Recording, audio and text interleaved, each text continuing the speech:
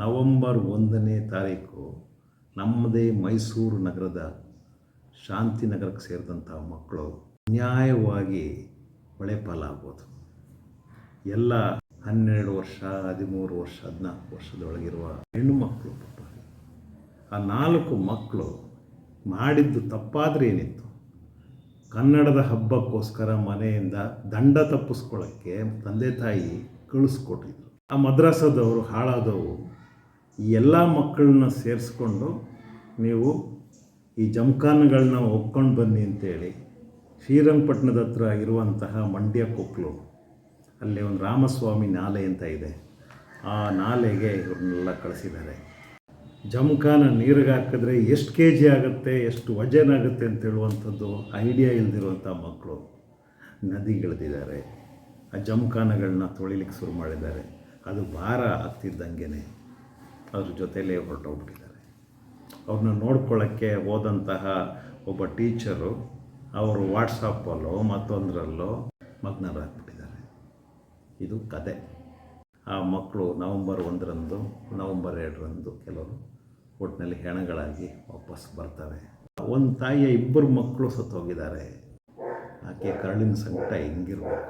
ಒಟ್ಟು 4 ಮಕ್ಕಳು ಸತ್ತು ಹೆಣ ಆಗಿ ಪೋಸ್ಟ್ಮಾರ್ಟಮ್ ಮಾಡ್ಕೊಂಡು ಬಂದ್ರೂ ಕೂಡ ನಮ್ಮ ವ್ಯವಸ್ಥೆ ಆ ಮಕ್ಕಳಿಗೋಸ್ಕರ ತುಡಿಲಿಲ್ಲ ಅಂತಂದರೆ, ನ್ಯಾಯ ಕೊಡಲಿಕ್ಕೆ ನಿಂತಿಲ್ಲ ಅಂತಂದರೆ ಅದು ಎಂಥ ದರ್ವೇಸಿ ವ್ಯವಸ್ಥೆ ಇದು. ಆ ಮಕ್ಕಳಿಗೋಸ್ಕರನೇ ನಾವೆಲ್ಲ ಸಂಬಳ ತಗೊಳ್ತಾ ಇದ್ದೀವಲ್ಲ, ಅವ್ರಿಗೋಸ್ಕರ ಇವತ್ತಿಗೂ ಒಂದು ನ್ಯಾಯ ಪ್ರಕ್ರಿಯೆ ಸರಿಯಾದ ರೀತಿಯಲ್ಲಿ ಪ್ರಾರಂಭ ಆಗಲಿಲ್ಲ ಅಂತಂದರೆ FIR ಮಾಡಿಬಿಟ್ಟಿದ್ದೀರಿ. ಅರಕೆರೆ ಪೊಲೀಸ್ ಸ್ಟೇಷನಲ್ಲಿ FIR ಆಗಿದೆ. ಆದರೆ ಸಂಬಂಧಪಟ್ಟಂಥ ಸಂಸ್ಥೆ, ಅದರ ಅಧಿಕಾರಿಗಳು, ಅದರ ಪದಾಧಿಕಾರಿಗಳು ಎಲ್ಲರೂ ಅರೆಸ್ಟ್ ಆಗ್ತಾರೆ. ಅವ್ರನ್ನೆಲ್ಲ ಕಾಯ್ಲಿಕ್ಕೆ ನಿಂತಿದ್ದೀವಲ್ಲ ನಾವು. ಏಸ್ಗೆ ಅನಿಸುತ್ತೆ ಈ ವ್ಯವಸ್ಥೆಯ ಬಗ್ಗೆ. ಎಷ್ಟು ನಾವು ಕಠೋರವಾಗಿ ಮಾತಾಡುವಂಥದ್ದನ್ನ ಮಾಡ್ತಾ ಇದ್ದೇವೆ. ಒಬ್ಬರು ಕೂಡ ಒಂದು ಸ್ಪಂದನೆಯನ್ನು ಬೆಳೆಸ್ಕೊಳ್ತಾ ಇಲ್ಲ. ಒಬ್ಬ ಅಧಿಕಾರಿ ಅಲ್ಲ, ನಮ್ಮ ಮೈಸೂರಿನವ್ರಿಗಾದರೂ ಏನಾಗಿದೆ? ಅರಕೆರೆಯಲ್ಲಿ FIR ಆದರೆ ಇಲ್ಲಿ ಕೆಲಸ ಮಾಡಬಾರ್ದು ಅಂತೇನಿಲ್ಲ. ಅಲ್ಲಿಯ ಜನಪ್ರತಿನಿಧಿಗಳು ಏನು ಮಾಡ್ತಾ ಇದ್ದಾರೆ? 4 ಜನ ಮಕ್ಕಳು ಅನ್ಯಾಯವಾಗಿ ಸತ್ತೋದ್ರಲ್ಲ, ಸಾಯಿಸಿದ್ರಲ್ಲ. ಇದು ಕೊಲೆಯೇ. ಇದು ತಿಳಿದು ಮಾಡಿರುವಂತಹ ಕೊಲೆ. ಅದೇ ನಾಲೆಯಲ್ಲಿ ಅದೇ ಶಾಂತಿನಗರದ 2 ಮಕ್ಕಳು ಕೇವಲ 1-2 ತಿಂಗಳ ಮುಂದೆ ಸತ್ತಿದ್ರು. ಇಡೀ ಶಾಂತಿನಗರಕ್ಕೆ ಗೊತ್ತು ಆ ನಾಲೆಗೆ ಮಕ್ಕಳನ್ನ ಯಾರನ್ನು ಕಳಿಸಬಾರ್ದು ಅಂತ ಹೇಳುವಂಥದ್ದು ಮಾತಾಡ್ಕೊಂಡಿದ್ರು ಕೂಡ ಈ ಸಂಸ್ಥೆಯವರು ಹೆಣಬಾರದ ಜಮಖಾನಗಳನ್ನ ಒಗಿಲಿಕ್ಕೆ ಕಳಿಸಿ ಹೆಣ ಮಾಡಿದ್ರಲ್ಲ, ಅಂಥವರನ್ನು ಇನ್ನೂ ಅರೆಸ್ಟ್ ಮಾಡದೇ ಇರುವಂತಹ ನಮ್ಮ ಇಲಾಖೆಗೆ ನಾವು ಏನು ಹೇಳೋಣ? ಇದು ಶಾಂತಿನಗರ ಉದಯಗಿರಿಗೆ ಸೇರಲ್ವಾ? ಉದಯಗಿರಿ ಮೈಸೂರಿಗೆ ಸೇರಲ್ವಾ? ಮೈಸೂರಿಗೆ ಒಬ್ಬರು ಕಮಿಷನರ್ ಇಲ್ವಾ? ನಿಮ್ಮ ಗಮನಕ್ಕೆ ಇದು ಬರಲೇ ಇಲ್ವಾ? ಹಾಗಾದ್ರೆ ಇದು ನಮ್ದು FIR ನಮಗೆ ಸೇರೋದೇ ಇಲ್ವಾ?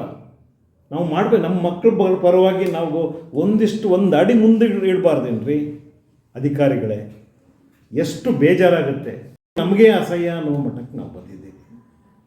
ಯಾವ ಭಾಷೆಯಲ್ಲಿ ಈ ವ್ಯವಸ್ಥೆಯನ್ನು ನಾವು ತರಾಟೆಗೆ ತಗೊಳ್ಬೇಕಾಗಿದೆ? ಯಾಕೆ ನಮ್ಮ ಅಧಿಕಾರಿಗಳು, ಮೈಸೂರಿನ ಅಧಿಕಾರಿಗಳು, ಮೈಸೂರಿನ ಮಹಿಳಾ ಮತ್ತು ಮಕ್ಕಳ ಅಭಿವೃದ್ಧಿ ಇಲಾಖೆಯ ಅಧಿಕಾರಿಗಳಿಗೂ ಕೂಡ ಇದು ಅನ್ವಯಿಸುತ್ತೆ. ಬಾಲ ನ್ಯಾಯ ಕಾಯ್ದೆ ಸಂಪೂರ್ಣ ಉಲ್ಲಂಘನೆ ಆಗಿದ್ದು ನಮ್ಮ ಗಮನಕ್ಕೆ ಬರೋದಿಲ್ವಾ? ಗೊತ್ತಿದ್ದು ಈ ಅಪ್ರಾಪ್ತ ಮಕ್ಕಳು, ಹಾಲು ಗೆನ್ನೆಯ ಮಕ್ಕಳನ್ನು ಹೊಳೆಗೆ ತಗೊಂಡೋಗಿ ದೂಡಿದಂಥ ಒಂದು ವ್ಯವಸ್ಥೆಯನ್ನು ನೀವು ಇನ್ನೂ ಸುಪರ್ದಿಗೆ ತಗೊಂಡಿಲ್ಲ ಅಂತಂದರೆ ನೀವು ಯಾರ ಪರ ಹೇಳಿ? ನಾನು ಈ ಪ್ರಶ್ನೆಯನ್ನು ಕೇಳಿದ್ರೆ ನಿಮಗೆಲ್ಲ ಮೈ ಉರಿಬೋದು. ಆದರೆ ಅವರ ಪರವಾಗಿ ನಾವು ಕೇಳುವಂಥದ್ದನ್ನು ಮಾಡೇ ಮಾಡ್ತೇವೆ. ಇವರ ಪರವಾಗಿ ನೀವೆಲ್ಲರೂ ಒಟ್ಟು ನಿಂತರೂ ಕೂಡ ನಮ್ಮ ಮಡ್ಲಿಗೆ ಬಿದ್ದಂತಹ ಇವರ ತಂದೆ ತಾಯಿಗಳ ಪರವಾಗಿ ನಾವು ಕೇಳೋದನ್ನ ಮಾಡ್ತೇವೆ. ನಮ್ಮ ತನಕ ಬರುವಂಥ ಒಂದು ಸ್ಥಿತಿ ಇದೆಯಲ್ಲ, ಭಾಳ ಬೇಸರ ಆಗುತ್ತೆ. ಒಂದು ಸಲ ಆ ತಾಯಿ ತಂದೆಯರ ಸ್ಥಾನದಲ್ಲಿ ನೀವು ನಿಂತು ನೋಡಿ. ನಿಮ್ಮ ಮಕ್ಕಳಿಗೆ ಏನಾದರೂ ಆಗದಿರಲಿ, ಏನಾದರೂ ಹೆಚ್ಚು ಕಡಿಮೆ ಆಗಿದ್ದರೆ ನೀವು ಬಿಟ್ಟಿರೇನ್ರಿ? ಆ ಸಂಸ್ಥೆಯನ್ನು ಬಿಡ್ತೀರಾ? ಆ ಶಾಲೆಯನ್ನು ಬಿಡ್ತೀರಾ? ಅಧಿಕಾರಿಗಳನ್ನ ಬಿಡ್ತೀರಾ? ಇವರು 4 ಜನ ಮಕ್ಕಳಿಗೆ ನ್ಯಾಯ ಕೊಡಿಸದೇ ಇರುವಂತಹ ಒಂದು ವ್ಯವಸ್ಥೆ, ಅದೊಂದು ವ್ಯವಸ್ಥೆ ಅಂದರೆ ಥೂ ಅನಿಸುತ್ತೆ. ಹೆಣದ ಮೇಲೆ ಹಣಕಾಸಿನ ವಹಿವಾಟು ನಡೆಸೋದಿದೆಯಲ್ಲ, ಯಾರ್ಯಾರು ಇದರಲ್ಲಿ ಭಾಗಿಗಳಾಗಿದ್ದಾರೆ ಅವರಷ್ಟೂ ಜನರಿಗೆ ನಾನು ಇವತ್ತು ಮಾತಾಡ್ತಾ ಇರುವಂಥದ್ದು. ಗೊತ್ತಿದ್ದು ಈ ಶವಗಳಿಗೆ ಸಿಗಬೇಕಾದ ನ್ಯಾಯವನ್ನು ನೀವು ಬಚ್ಚಿಡ್ತಾ ಇದ್ದೀರಿ ಅಂತಂದರೆ ನಿಮ್ಮಂಥ ಕೆಟ್ಟ ಜನ, ಕೆಟ್ಟ ಹುಳುಗಳು ಮತ್ತೊಂದಿಲ್ಲ. ಎಲ್ಲ ಜನ ನಮ್ಮ ಸಂಸ್ಥೆ ಬಾಗಿಲಿಗೆ ಬಂದು ನಿಲ್ತಾ ಇದ್ದಾರಲ್ಲ, ಶಾಂತಿನಗರದಿಂದ SRS ತನಕ ಯಾಕ್ರಿ ಬರಬೇಕು? ದುಡಿಮೆ ಬಿಟ್ಟು, ಕೂಲಿ ಬಿಟ್ಟು ಬಂದಂತಹ ತಂದೆ ತಾಯಿಗಳು, ಅವರ ಕಣ್ಣೀರು ಶಾಪ ನಿಮ್ಮಗಳಿಗೆ ತಟ್ಟದೇ ಇರೋದಿಲ್ಲ. ಅಧಿಕಾರಿಗಳಾಗಿರುವಂಥ ನಿಮಗೆ ನಿಜಕ್ಕೂ ಕೂಡ ಏನಾದ್ರೂ ಕರ್ತವ್ಯ ಪ್ರಜ್ಞೆ ಇದ್ದರೆ ಆ ಸಂಸ್ಥೆಯ ವಿರುದ್ಧ, ಅದರ ಪದಾಧಿಕಾರಿಗಳ ವಿರುದ್ಧ ಜಮಖಾನ ಹೋಗಿಲಿ ಕರೆಸಿದ್ರಲ್ಲ, ಅವರನ್ನು ಮೊದಲು ದಸ್ತಗಿರಿ ಮಾಡಿ, ಅದರಿಂದ ಅರ್ಧ ನೆಮ್ಮದಿ, ಅರ್ಧ ಸೆನ್ಸ್ ಆಫ್ ಜಸ್ಟಿಸ್. ನನ್ನ ಮಕ್ಕಳಿಗೆ ಸಾವು ತೋರಿಸಿದಂಥ ವ್ಯಕ್ತಿಗಳಿಗೆ ಈ ಅಧಿಕಾರಿಗಳು ಸೆರೆಮನೆಯ ಬಾಗಿಲು ತೋರಿಸಿದ್ದಾರೆ ಅಂತ ಆದ್ರೂ ಸ್ವಲ್ಪ ನೆಮ್ಮದಿ ಉಸಿರು ಬಿಡ್ತಾರೆ. ಇದನ್ನು ನಾನು ನಮ್ಮ ಅಧಿಕಾರಿಗಳ ಗಮನಕ್ಕೆ ಒಂದು ಸಾತ್ವಿಕವಾದಂಥ ಸಿಟ್ಟಿನ ಜೊತೆಯಲ್ಲೇ ತರ್ತಾ ಇದ್ದೀನಿ. ಇಲ್ಲಿ ಬಾರ್ಗೇನ್ ಮಾಡುವಂಥದ್ದು ಏನೂ ಇಲ್ಲ. ಐ ಆಮ್ ಆಸ್ಕಿಂಗ್ ಯು, ಯಾಕೆ ಸುಮ್ಮನೆ ಇದ್ದೀರಿ? ಇಷ್ಟು ಸಣ್ಣ ಮಕ್ಕಳು 4 ಜನ ಸತ್ತಿದಾರಲ್ಲ, ಇದು ಒಂದು ಪ್ರಕರಣ ಅಂತ ನಿಮ್ಗೆ ಅನಿಸಲ್ವ? ಯಾರಿಗೂ ಅನಿಸಲ್ವ? ಬ್ಯಾಡ್ದಿರೋದ್ರ ಬಗ್ಗೆ ತನಿಖೆ ಮಾಡ್ತಾ ಕೂತಿರ್ತೀರ ಸಣ್ಣ ಪುಟ್ಟದಕ್ಕೆಲ್ಲ.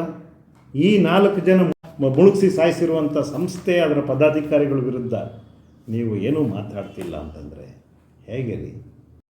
ಜನಪ್ರತಿನಿಧಿಗಳಿಗೂ ನಾನು ಕೇಳ್ತಾ ಇದ್ದೀನಿ, ಅವರ ಪರವಾಗಿ ನೀವು ಇಲ್ಲ ಅಂತಂದರೆ you are not at all fit to say I am a people's representative. ಬಡವ್ರ ಪರವಾಗಿ ನಾನು ಕೆಲಸ ಮಾಡ್ತೀನಿ ಅಂತ ಹೇಳಿ ಇಂಥ ಮುಗ್ಧ ಮಕ್ಕಳನ್ನ ನೀವು ಸಾಯಿಸ್ತೀರಲ್ಲ, ಏನು ಹೇಳಿದ್ರಿ? ಇವರೆಲ್ಲ ಏನು ಮಾಡಿದ್ರು ಹೇಳಿ? ತಪ್ಪೇನು ಮಾಡಿದ್ರು ಹೇಳಿ? ನ್ಯಾಯ ಕೊಡಿಸಿ ಅಂತ ಹೇಳ್ಬಿಟ್ಟು ಒಂದು ಸಂಸ್ಥೆ ಬಗ್ಲಿಗೆ ಬಂದಿರ್ತಾರೆ. ಏನು ಹೇಳಿ? ಅರಕೆರೆ ಪೊಲೀಸ್ನವರು FIR ಮಾಡ್ಕೊಂಡಿದ್ದಾರೆ, ಒಂದು ಒಳ್ಳೆ ಕೆಲಸ ಮಾಡ್ತೀರಿ, ತಪ್ಪಿಸ್ಕೊಂಡು ಓಡ್ರಿ ಅಂತ ಹೇಳ್ತೀರಿ. ಅವರು ಓಡ್ತಾ ಇರ್ಬೋದು ಅಥವಾ ಆರಾಮಾಗಿರ್ಬೋದು, ಅವ್ರಿಗೆ ಬೇಲು ಸಿಗಬಾರ್ದು. ಅವ್ರಿಗೆ ಭಾಳ ಬೇಸರ ಆಗುತ್ತೆ.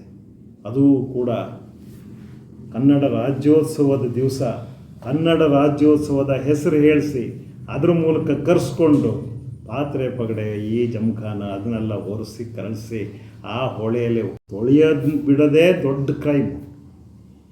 ಮಕ್ಕಳನ್ನ ಅಂಥದ್ರಲ್ಲಿ ಮುಳುಗಿಸ್ಬಿಟ್ಟಿದ್ದಾರೆ ಅಂತಂದರೆ ಅದು ಆ ಪ್ರಕರಣವನ್ನೇ ಮುಳುಗಿಸ್ಬಿಟ್ರಲ್ಲಿ ಏನು ಹೇಳೋಣ? ಇದನ್ನು ಮಾಡಲಿಲ್ಲ ಅಂತಂದರೆ ಇದು ಮೊದಲನೇ ಹಂತ ನಾನು ಹೇಳ್ತಿರುವಂಥದ್ದು. ನಾನು ಇದನ್ನು JJ ಚೇರ್ ತನಕ ತೊಗೊಂಡೋಗ್ಬಿಡ್ತೀನಿ. ಕರ್ನಾಟಕದ ಮಾನ್ಯ ಉಚ್ಚ ನ್ಯಾಯಾಲಯದಲ್ಲಿರುವಂತಹ ಪಾಲನೆ ಕಾಯ್ದೆಯನ್ನು ಫಾಲೋ ಅಪ್ ಮಾಡಲಿಕ್ಕೆ ಇರುವಂತಹ ನ್ಯಾಯಾಧೀಶರಿದ್ದಾರಲ್ಲ, ಅವ್ರ ಗಮನಕ್ಕೆ ನಾನು ತರ್ತಾ ಇದ್ದೀನಿ. ನಮ್ಮ ಬಗ್ಗೆ ನೀವು ಏನು ಅಂದ್ಕೊಂಡ್ರೂ ಪರವಾಗಿಲ್ಲ, ವಿ ಸ್ಟ್ಯಾಂಡ್ ಫಾರ್ ಜಸ್ಟಿಸ್. ಇವರಿಗೋಸ್ಕರ ನ್ಯಾಯ ಸಿಗಲೇಬೇಕು. ಈ ಯಾರು ಆರೋಪಿತರು ಯಾರಿದ್ದಾರೆ ಅವರು ಬಂಧನಕ್ಕೊಳಗಾಗಬೇಕು. ಯಾವುದೋ ಒಂದು ಸಂಸ್ಥೆಯಲ್ಲಿ ಯಾವುದೋ ಸಣ್ಣ ಪುಟ್ಟದ್ದು ಮಕ್ಕಳಿಗೆ ತೊಂದರೆ ಕೊಟ್ಟ ಅಂತ ಹೇಳೋ ಕಾರಣಕ್ಕೆ ಅವನ್ನ ಅರೆಸ್ಟ್ ಮಾಡೋ ತನಕ ಬಿಡಲ್ಲವಲ್ಲ. ಅಂದರೆ ದೊಡ್ಡ ದೊಡ್ಡ ಸಂಸ್ಥೆಗೆ ಹೋಗುವಂತಹ ತಂದೆ ತಾಯಿಂದರೆಲ್ಲ ಯಾರು?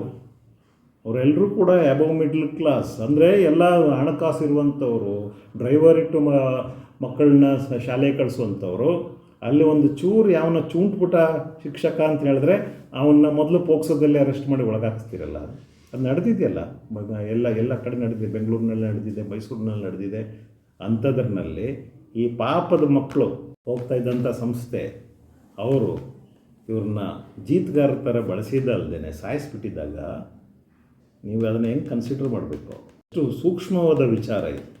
ಇದನ್ನು ದಯಮಾಡಿ ಒಳ್ಳೆಯ ರೀತಿಯಲ್ಲಿ ತಗೊಳ್ಳಿ ಈ ಮಾತನ್ನು. ಇವರಿಗೆ ನ್ಯಾಯ ಕೊಡಿಸೋದು ಎಷ್ಟು ಕಷ್ಟ ಆಗಿದೆ, ಇಂಥ ಮಕ್ಕಳಿಗೆ ಎಷ್ಟು ಕಷ್ಟ ಆಗ್ತಾ ಇದೆ ಈ ದೇಶದಲ್ಲಿ ನ್ಯಾಯ ಕೊಡಿಸುವಂಥದ್ದು. ಪಾಪದವರಿಗೆ, ಬಡವರಿಗೆ, ದಲಿತರಿಗೆ, ಅಲ್ಪಸಂಖ್ಯಾತರಿಗೆ, ಹೆಣ್ಮಕ್ಳಿಗೆ, ಮಹಿಳೆಯರಿಗೆ ಕಷ್ಟ ಕಂಡ್ರಿ. ಇದನ್ನೆಲ್ಲ ಜೀರ್ಣಿಸ್ಕೊಳ್ಳೋಕ್ಕೆ ಭಾಳ ಕಷ್ಟ ಆಗುತ್ತೆ. ಇದನ್ನೇನಾದ್ರು ನೀವು ಮಾಡಲಿಲ್ಲ ಅಂತಂದರೆ, ನೀವು ಎಷ್ಟೇ ಪರಿಚಿತರು ಆದರೂ ಸರಿಯೇ, ಎಷ್ಟು ಸ್ನೇಹದಿಂದ ವರ್ತಿಸಿದ್ರೂ ಸರಿಯೇ, ಈ ಮಕ್ಕಳ ಪರವಾಗಿ ನಾವು ನ್ಯಾಯಾಧೀಶರ ಗಮನಕ್ಕೆ ತರ್ತೇವೆ, ಉಚ್ಚ ನ್ಯಾಯಾಲಯದ ಗಮನಕ್ಕೆ ತರ್ತೇವೆ. ನಮಸ್ಕಾರ.